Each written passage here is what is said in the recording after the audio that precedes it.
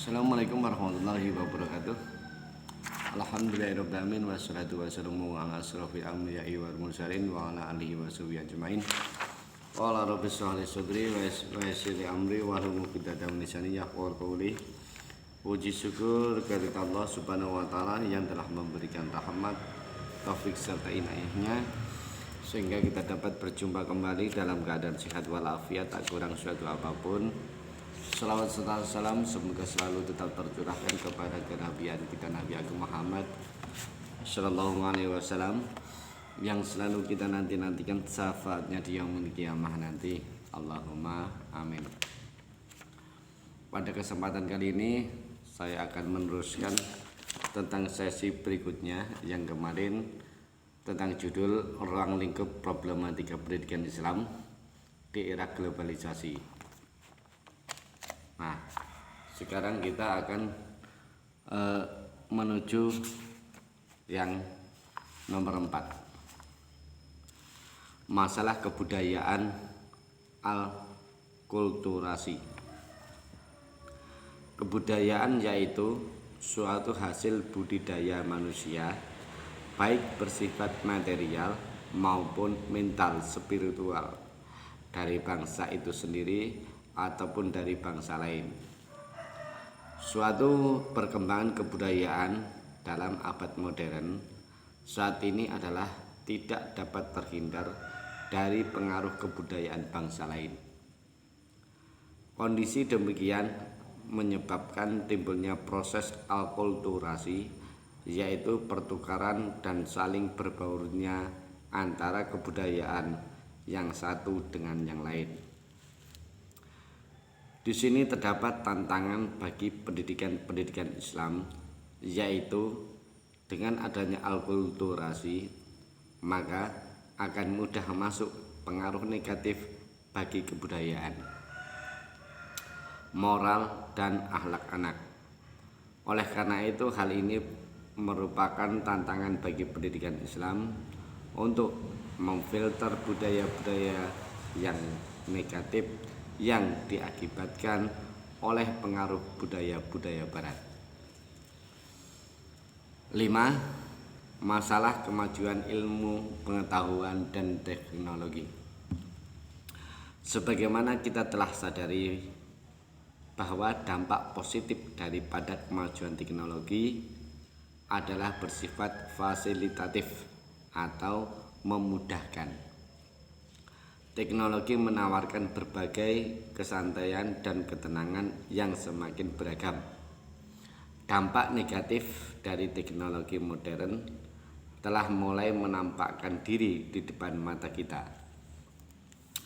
yang pada prinsipnya melemahkan daya mental spiritual atau jiwa yang sedang tumbuh berkembang dalam berbagai bentuk penampilannya.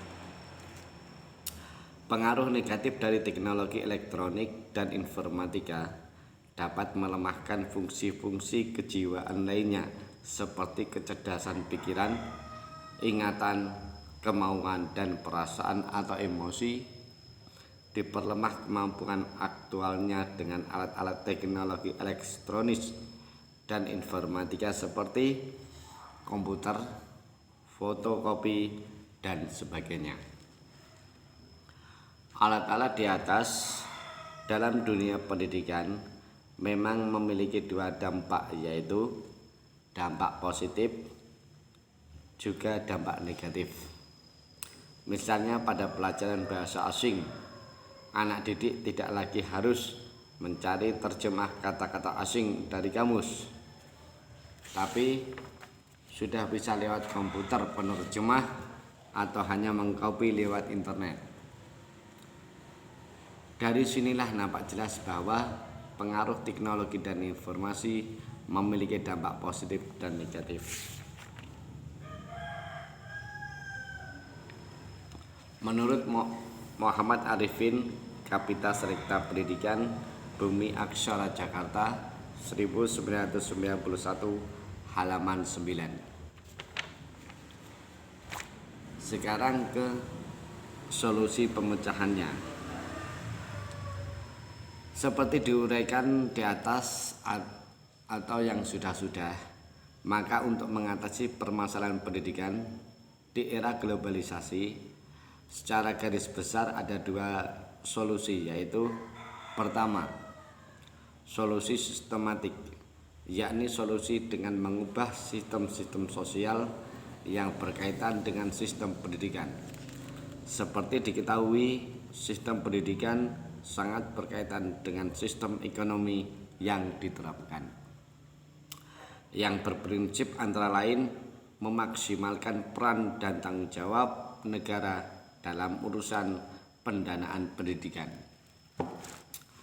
Kedua, solusi teknis, yakni solusi yang menyangkut hal-hal teknis yang berkait langsung dengan pendidikan.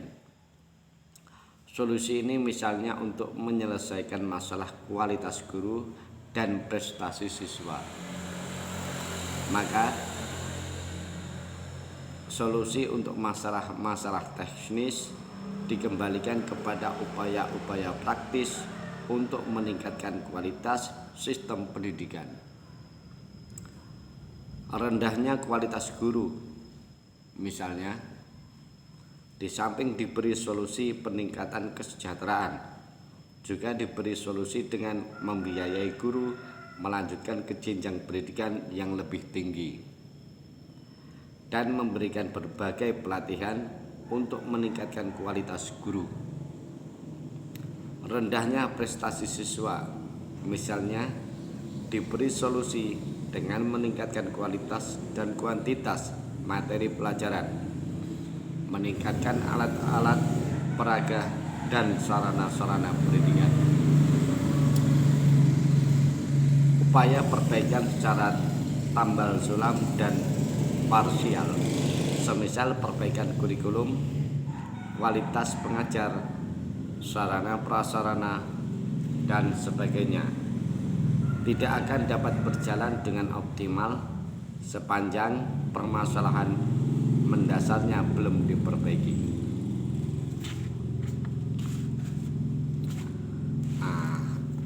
Sekarang tentang kesimpulan materi yang sudah saya sampaikan atau saya paparkan di sini adalah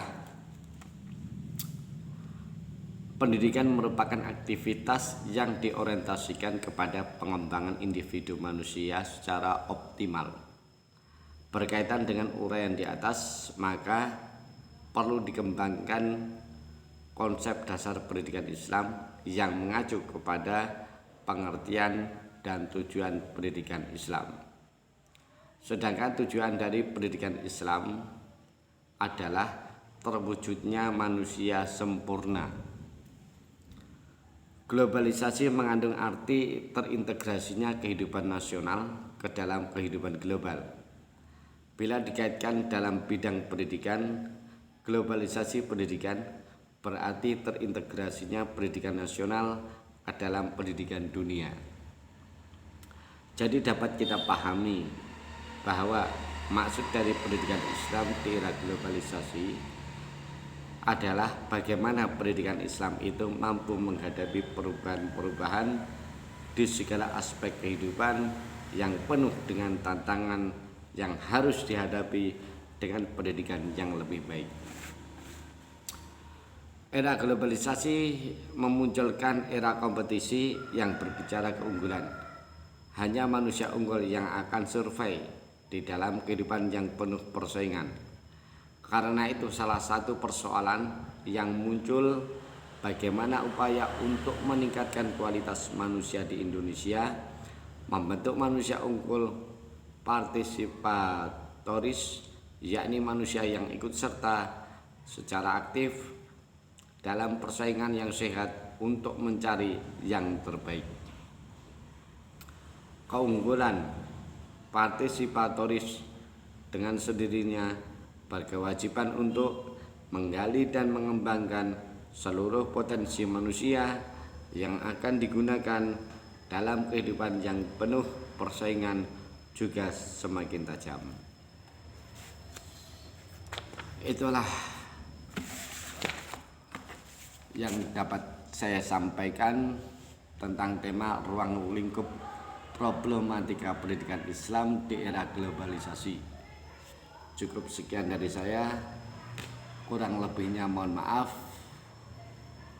mohon kritik dan sarannya. Saya akhiri, billahi taufik wal hidayah. Wassalamualaikum warahmatullahi wabarakatuh.